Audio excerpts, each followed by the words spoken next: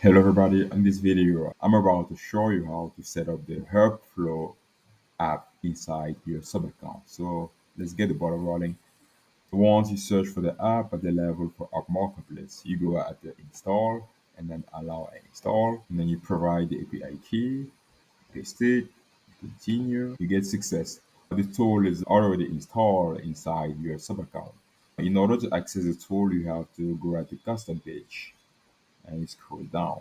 If you notice, we don't have it here, which means we need to refresh the page. Let's do it right away. Here we are.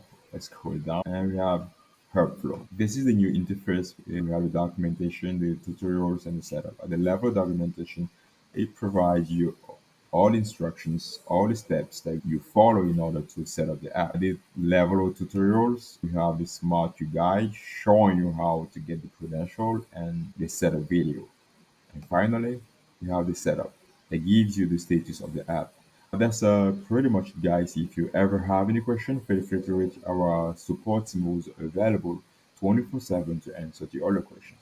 Thank you for watching.